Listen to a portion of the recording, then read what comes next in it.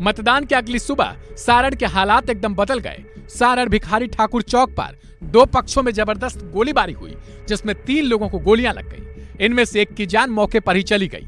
बताया जा रहा है कि आरजेडी और बीजेपी समर्थकों के बीच हुए इस हंगामे ने गोलीबारी का रूप ले लिया था। मीडिया रिपोर्ट्स के हवाले से यह बात सामने आई कि मंगलवार की सुबह भिखारी ठाकुर चौक पर चाय की दुकान पर चुनाव पर चर्चाएं चल रही थी। उसी वक्त एक पक्ष दूसरे पक्ष के लोगों को धक्का मुक्की के दौरान यह विवाद बढ़ता गया और यह विवाद अंततः गोलीबारी तक पहुंच गया, जिसके बाद से ही बिहार का पूरे माहौल गर्म है।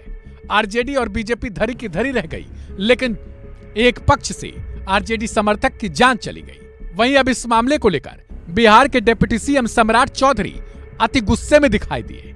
सम्राट चौधरी ने लालू परिवार को गुंडा बताया और कहा गुंडा परिवार की जांच होगी, जो भी दोषी होगा उसे सजा होगी। सुनिए। कोई यदि आपराधिक घटना घटेगी तो जांच तो होना ही चाहिए ना। ये गुंडागर्दी करने वाला जो परिवार है, इसके खिलाफ तो जांच होगा ही। पूरे प्रदेश में कहीं भी अप्रिय घटना नहीं घटा, लेकिन लालू प्रसाद जी के परिवार के लोगों ने जिस तरह गुंडागर्दी करके वहां लोगों पर एक तरह से अत्याचार करवाया और घरों पर चढ़ने का काम प्रयास किया गया, उसे स्पष्ट दिखता है कि ये लोग गुंडागर्दी करने वाले लोग हैं। बता दें कि छपरा हिंसा ने पूरे शहर को हिला कर रख दिया है। छपरा गोलीकांड की वजह से शहर में तनाव का माहौल बना हुआ है। इंटरनेट को बंद कर दिया गया ताकि हालात और भी ज्यादा न बिगड़ सके। इस मामले में लालू यादव की बेटी रोहिणी आचार्य पर भी 2 केस दर्ज हो चुके हैं। अब आरजेडी को एक और झटका लगा, क्योंकि छपरा हिंसा के मामले में बिहार की पूर्व सीएम रही राबड़ी देवी के आवास पर अचानक एसआईटी की टीम भी पहुंच गई थी। मीडिया रिपोर्ट्स की माने तो छपरा हिंसा की जांच के लिए सारण के एसपी गौरव मंगला ने एसआईटी की गठन कर दिया है। यह एसआईटी अब राबड़ी देवी के निवास पर अचानक जब पहुंची तो खलबली मच गई। मीडिया रिपोर्ट्स की माने तो रोहिणी आचार्य के साथ राबड़ी देवी के बॉडीगार्ड के साथ घूमने के मामले में एसआईटी की टीम अलग अलग एंगल से अब अपनी जांच में जुट चुकी है। इसी जांच के तहत वो राबड़ी देवी के आवास पर पहुंची हुई थी।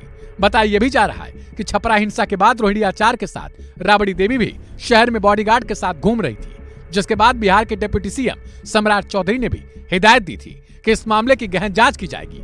वही जानकारी मिली कि आरजेडी सुप्रीमो लालू यादव करीबी आरजेडी की स्टार प्रचारक भोला यादव पर भी अब तक कुल 7 एफआईआर दर्ज कराई गई, जिसमें से बूथ नंबर 118 पर हुए हंगामे के मामले में भी भोला यादव पर 4 और 21 मई को हिंसा के मामले में 3 केस दर्ज हुए। वही रोहिणी आचार्य के ऊपर जो भी केस दर्ज हुए, उनमें से एक मतदान केंद्र पर अवैध तरीके से घूमने का आरोप लगा है। देखना यह होगा कि अब सरकार इस मामले में कैसी कार्रवाई करती है और पुलिस की तरफ से गठित की गई एसआईटी आखिर क्या एक्शन लेती है।